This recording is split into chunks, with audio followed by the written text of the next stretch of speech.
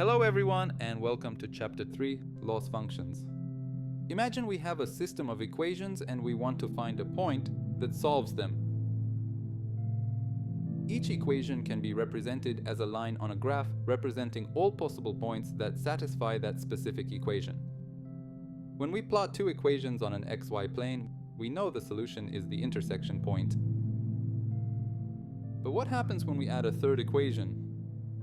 Now, we are looking for a point that satisfies all three equations simultaneously.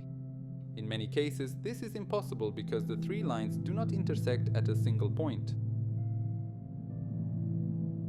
If we take the previous solution and plug it into our system, we will get a resulting value.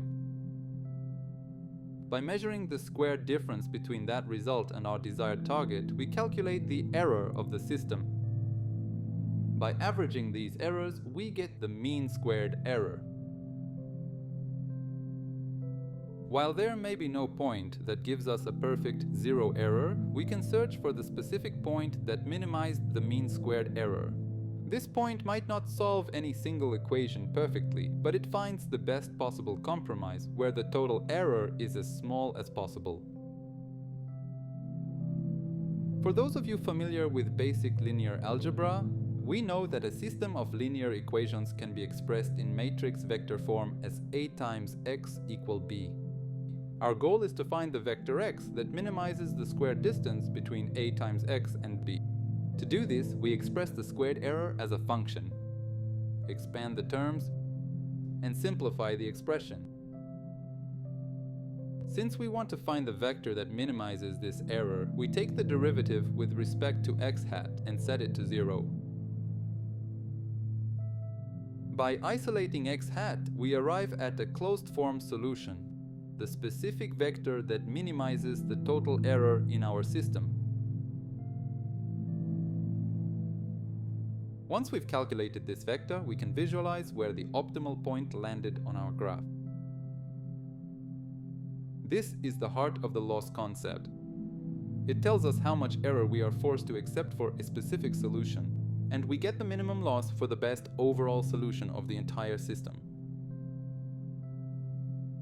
The loss function, typically denoted as L, takes two inputs, the ground truth y and the predicted value, y hat. Our objective is to find the value of y hat that minimizes the output of this function. As we've seen, when using mean squared error for linear problems, the process is straightforward. We have a closed-form solution and simply plug in our data. But what happens when we face far more complex problems where no such formula exists? One approach is grid search. In this method, we define a grid of possible values and evaluate the loss function at every point. By mapping the outputs for all points in the grid, we visualize what is known as the loss surface. By examining the loss surface, we can identify the minimum value and select the specific parameters that produced it. However, grid search has several limitations that make it impractical for most applications. First, the point that minimizes the loss on a grid is not necessarily the true global minimum. Since we are evaluating a discrete set of points, the actual solution may fall between them, resulting in discretization error. The more significant issue, however, is the curse of dimensionality. As the number of parameters increases, the number of grid points required grows exponentially. Modern neural networks usually contains millions or even billions of parameters, making it computationally impossible to search a grid of that scale. Let's see how this works in our model. For a cats versus dogs classification task, we assign a numerical label for each category. 0 for dog and 1 for cat. When we feed an image of a dog into the model, it might output a value like 0.3. To decide which class the image belongs to, we calculate the mean squared error between this output and our target labels. Since 0.3 is closer to 0 than it is to 1, the loss for the dog label is lower. This leads the model to conclude that the image is indeed a dog. But what if we shift our perspective from asking the model, what is the value, to asking, How much certain are you?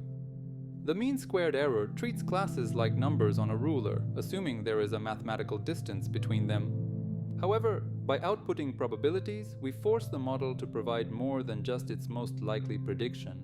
We also gain insight into its confidence in that decision. For instance, what is the probability that this image is a dog versus a cat? This question leads us directly to the cross-entropy loss function. To understand cross-entropy, we must first understand what is entropy. Simply put, entropy is a measure of uncertainty. Imagine a weighted coin that always lands on tails.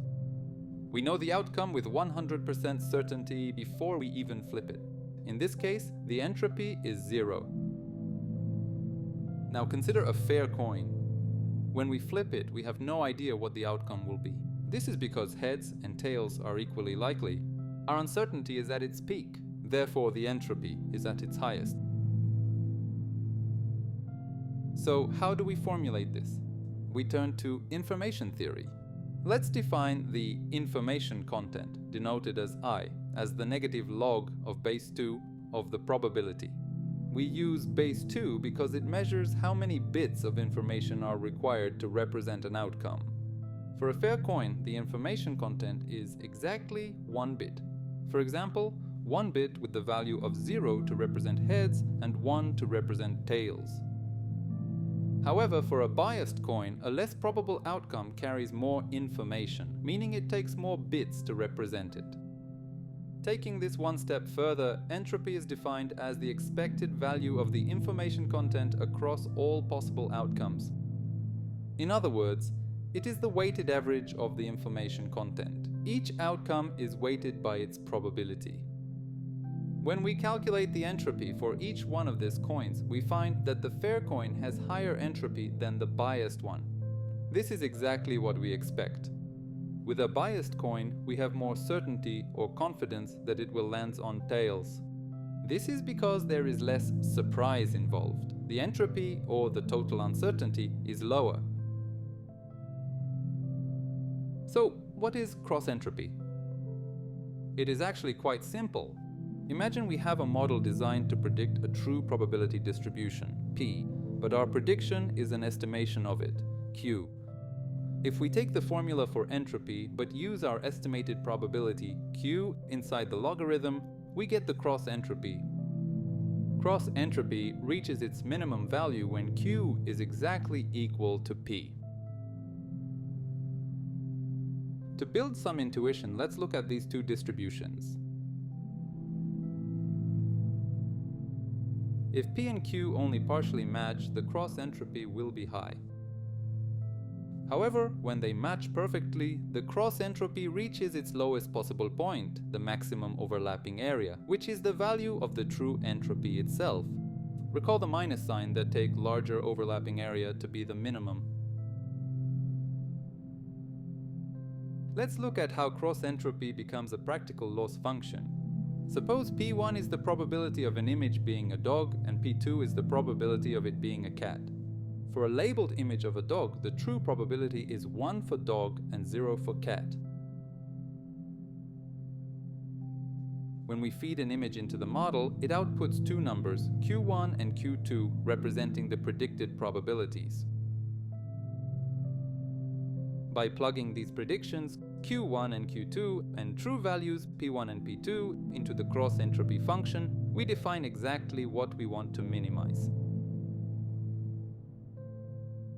A related concept you will often encounter is binary cross-entropy, which is a specific case of cross-entropy used for two-class problems like cats and dogs classification. In binary cross-entropy, the formula is simplified to use only a single probability, P1. Since the probabilities must sum to 1, P2 can be expressed as 1 minus P1. The cross-entropy formula is now simplified to be the following, representing the binary cross-entropy loss.